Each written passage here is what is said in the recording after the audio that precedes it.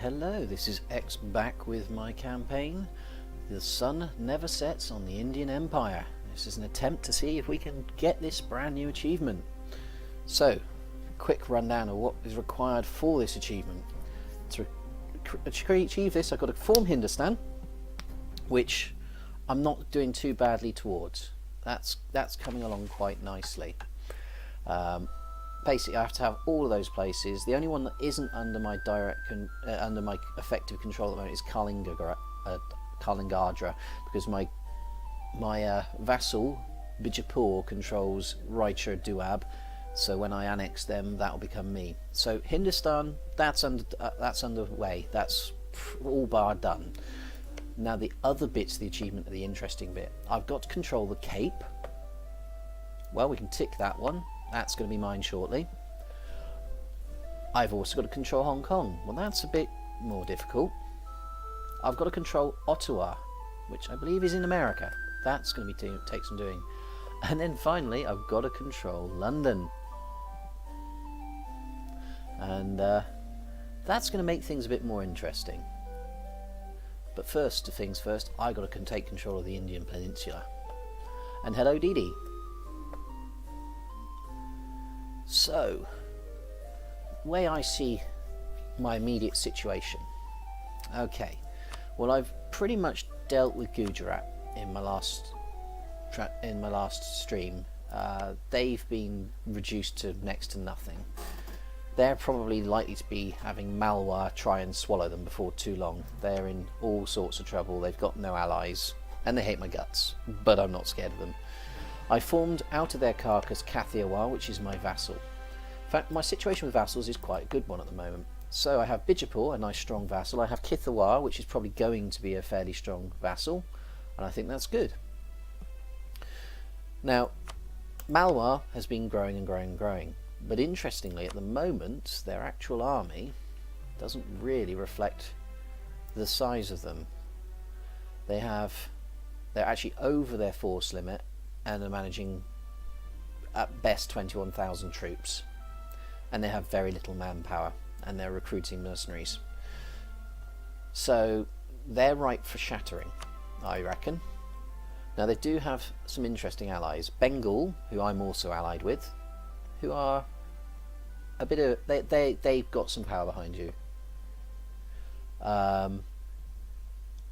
Pasai, who I already wanted to attack. Now Pasai also don't have an awful lot of troops.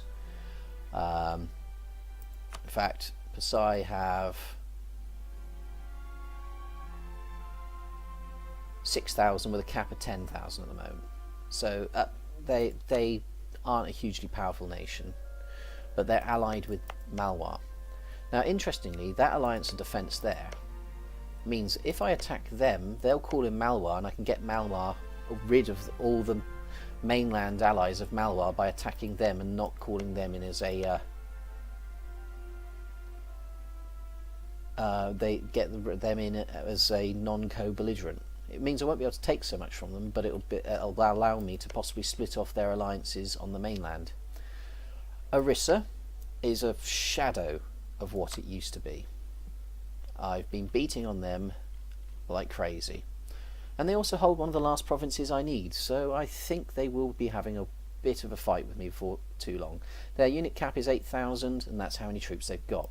Now obviously they also have Garjat as a vassal. In fact, it's a march.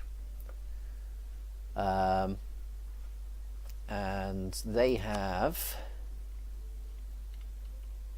Now the interesting thing with marches is they are able to hold on to more troops than you would otherwise expect, but they've got 6,000 troops. The ability to replace them, they've got a fair bit of manpower, but 6,000 troops. So they've got Garjat, they've got Jharkhand as a straight vassal.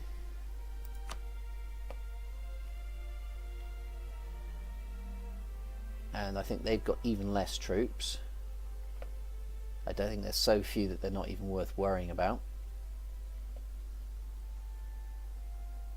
I'm being blind here, but there they are. 3,000. Oh dear. How many troops they've got. And they're allied with the Punjab. Now, if memory serves, they got 8,000, so that's not a big, powerful block, really. but I'm going to have to go for them. So at the moment I see a war here brewing between me, Pasai and Malwa, a war with Orissa and Garjat.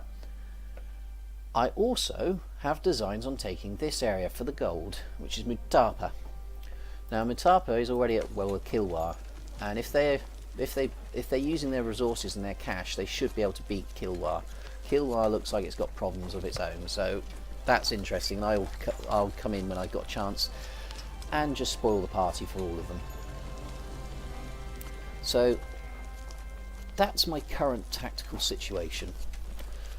I think with Pasai having about 10,000 troops, I want to drop about 7,000-8,000 here and rip through them and fight Malwa to a standstill on the mainland and do nasty stuff to them, like break their alliances and do first. That's the one I think will take more manpower than this little bit here. My main aim here is to keep Bengal on side so that they don't start coming in on coalitions and doing. So that's my thoughts. That in mind, I probably need to improve relations with them so they don't flip on me. So we'll do that. I also need to produce more claims on the people that I'm about to attack. So currently I have claims on those 2 provinces in Kilwa and those 2 in Pasai. So who to produce a claim on first?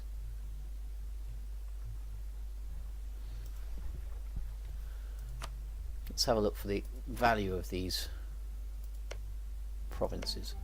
Now I don't need to produce claims on these 2 provinces because my vassal already has, so they can have those.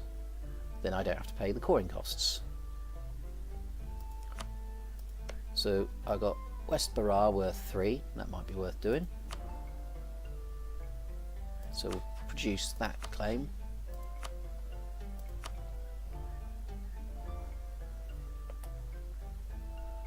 West Barra, that's the one. And that'll produce a full set of claims along my borders with Malwa.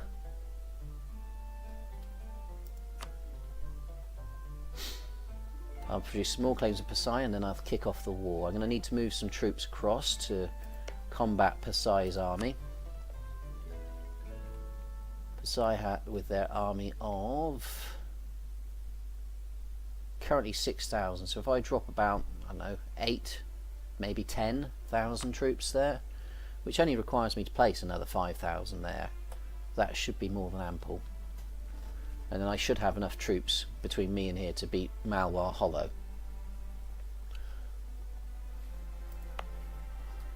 So I think I'll drop 10,000 troops onto Pasai to knock them out of the war quickly, because I want to lose as little manpower as possible. Let's just check the Pasai Navy, because I don't want to get caught out by that. Don't think they have a particularly massive navy. Don't have to worry about Malwa because they're landlocked. So Pasai currently doesn't actually have a navy, which is perfect.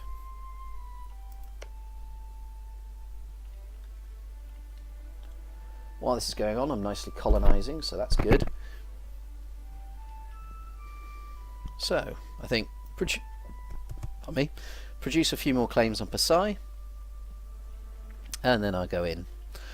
I think what I'm going to do is beat on Orissa until they're small enough. I think not in this war, but the war after, I'll be able to vassalize them, and then I'll use them to finally eat into Bengal. I've managed to diplo annex 2 vassals I had to create myself some free diplo slots. So that's what I think is the aim for this particular little bit. I think I'll make another 2 units of 2 more artillery units. I think my cash can deal with it. She might want to send some across to Pasai.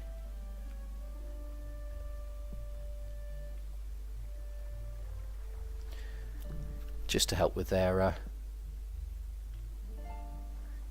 sieging over there. So, yeah. How quickly do they get built? Well, I might as well produce one there, seeing as it's exactly the same as it is on the mainland. I'll produce one here. So we'll send two artillery units across. It's the army that I currently got over there. 3-2. So just send 2 artillery, possibly 2 units of infantry, and that should be plenty. That'll get up to 9, and that should be ample. So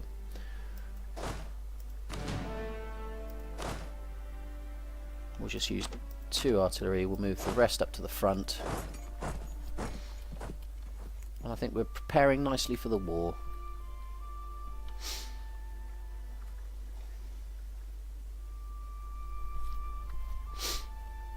With myself, Pt4 and Pt4 up against Malwar, we should pretty much stomp them.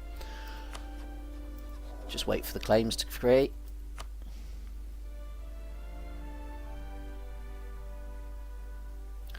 What I'll do is I'll have them go supportive right up until the point of broken Malwar's army. Then we'll go carpet siege mode. I want to destroy them as utterly as I possibly can in this coming war, because I don't want them to realise the power that landmass could potentially give them, and if I can make them shatter under their own weight, that would be even better. Right. Gonna have to soon start about thinking of making heavy ships in my navy as well. So, okay.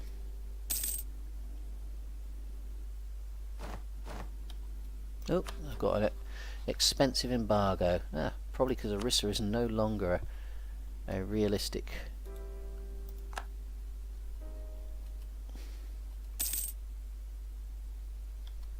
Let's just quickly check I can't reassign them as a... Oh, no, I don't actually have that many Diplo slots anymore. Many rival slots. So I'm obviously becoming quite powerful. We'll revoke the expensive embargo. Now I can't do that one because that's going to be going to Pt4 in this next war. Protect against Timurids. They have 36,000 troops. I have how many?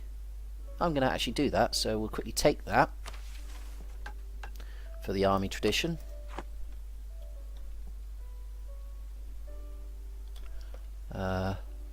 So yeah.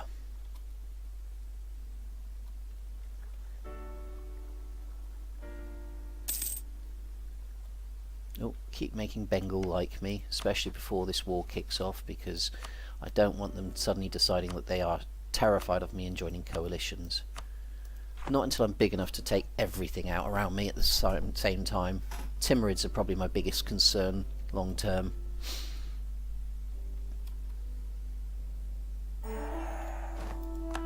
There we go, that's... Incorporate Bijapur. Not ready for that yet. Turn the Cape into a city. Well, that's going to happen, so we'll do that. That's perfect, actually, because Cape is worth tons as it is, so more manpower and cash out of that will make that a fantastic colony. So happy with that.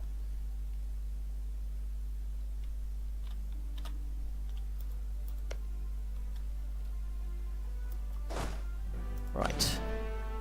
Get on the boots and get across.